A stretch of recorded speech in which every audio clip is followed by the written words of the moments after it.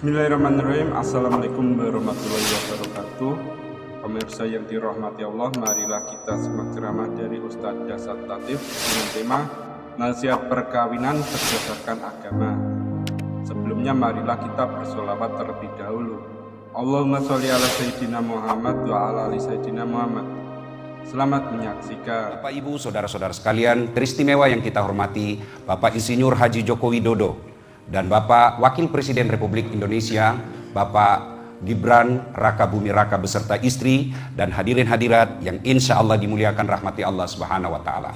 Izinkan saya menyampaikan nasihat perkawinan yang berdasar agama, bukan nasihat Dasat Latif, tetapi nasihat Al-Quran dan hadis agar rumah tangga kedua mempelai yang baru akad nikah hari ini maupun kita yang baru memiliki 1, 2, 3 anak. Semua kita pengantin baru, cuma waktunya yang berbeda. Bapak Ibu saudara-saudara sekalian, yang pertama, adindaku Mas Akbar, sebenarnya Daeng karena orang Bugis. Daeng Akbar dan istri. Pertama, yang adinda harus yakini, nikah adalah ibadah. Ibadah terpanjang bagi orang Islam itu nikah. Haji paling sekali seumur hidup kita. Sholat 5 kali sehari semalam. Puasa sekali setahun. Tapi nikah dari bangun, tidur lagi, bangun lagi, itu semua ibadah. Berhubungan suami istri pun itu ibadah. Maka karena dia ibadah, luruskan niat. Kalau adinda menikah gara-gara melihat jabatannya bapaknya, siap-siap kau kecewa. Kenapa? Ada pensiunnya. Kalau kau menikah karena dia salpa cantik, siap-siap kau kecewa. Karena usia 75 tahun nanti pasti tidak cantik. Kalau kau menikah karena kaya, siap-siap kau kecewa. Kenapa? Kekayaan ada batasnya. Memang orang berkata dia tidak akan miskin 7 turunan. Tapi masalahnya kalau dia turunan ke-8, persoalan. Maka luruskan niat. Niat ini menikah, adinda tadi ucapkan, saya terima lillahi ta'ala. Berarti karena Allah kita menikah.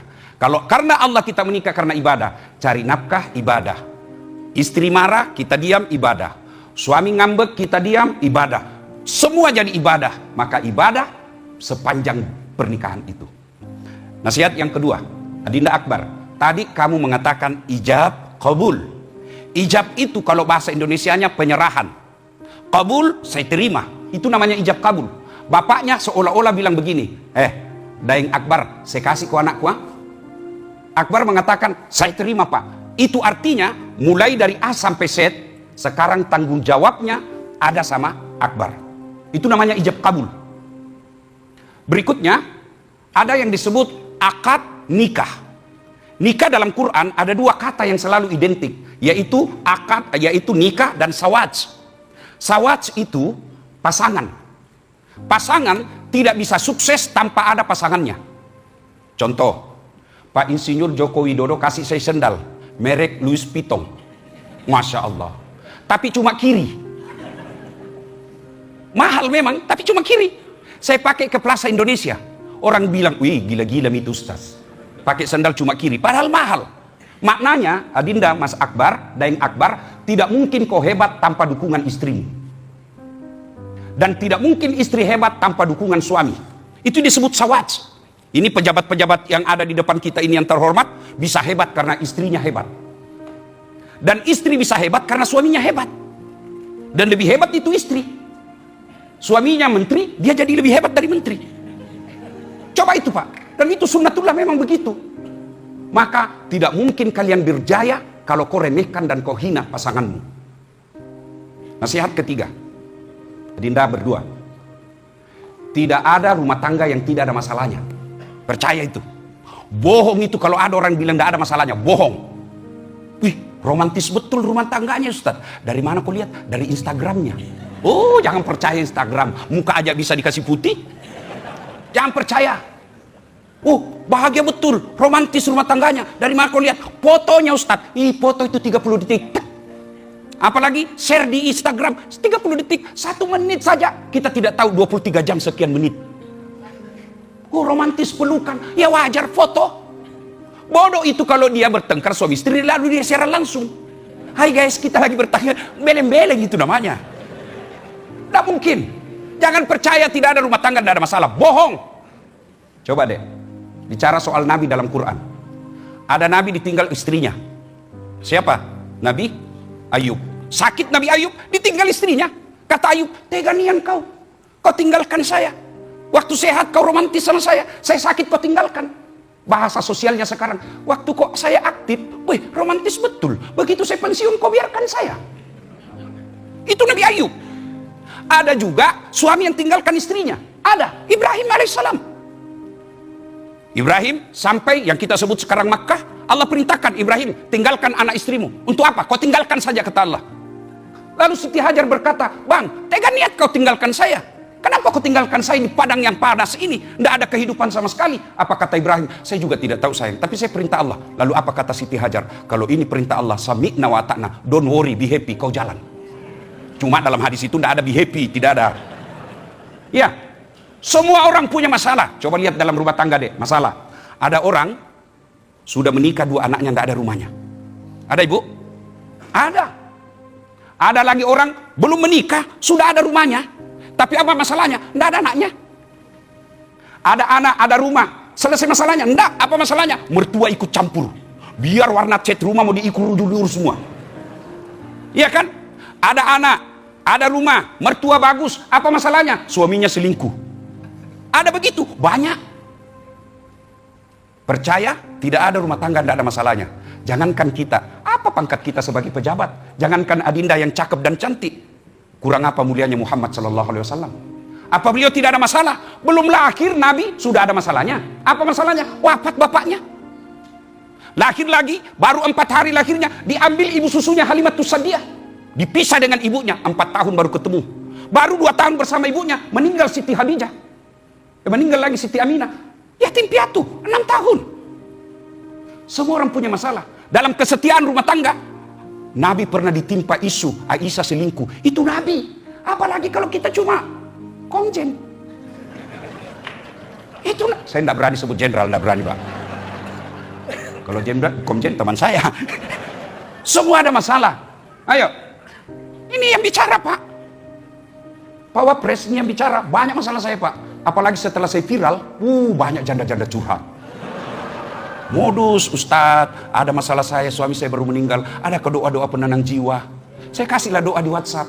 Lama-lama dia bilang, Ustadz, jiwa saya sudah tenang, maukah Ustadz menjadi imam dalam hidupku? Saya bilang, mohon maaf dek, saya bukan imam, saya penceramah. Semua kita punya masalah. Allah Karim, Akbar, Salfa, Allah tidak mengatakan, kalau ada masalahmu, kau jadi presiden dulu. Tidak. Ada masalahmu, kau jadi anggota dewan dulu. Tidak. Kau kaya dulu. Tidak. Allah cuma minta 2 hal dalam Quran. Ista'inu bis-sabri was-shalah. Sabar, perbaiki solatmu. Saya yang selesaikan masalahmu. Itu janji Allah, bukan janji pilkada. Allah janji, kalau ada masalahmu dasar, kau sabar, solat. Istrimu cerewet, sabar. Tidak usah kau layani. Apalagi kalau dia sudah bilang pokoknya, kau diam saja. Dan itu perempuan, Daeng Akbar, jangan kau coba-coba bikin salah. Karena itu perempuan ahli sejarah. 1 kali kau salah, dia ingat sampai kau pensiun.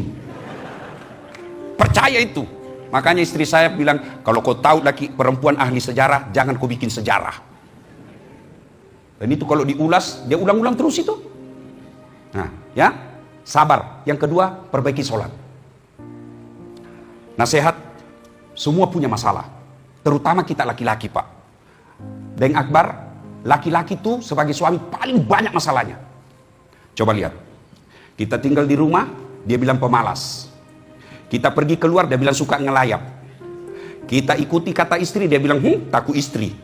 Kita ikuti nasihat mama, dia bilang, dibawa ke tia ibu, anak mami. Kita bantu perempuan, dia bilang, banyak urusan. Tidak dibantu, dia bilang tegaan. Kita marah sama anak, dia bilang kasar. Tidak dinasehati, dia bilang tidak tegas. Selalu ada masalah. Di warung kopi banyak tagihan.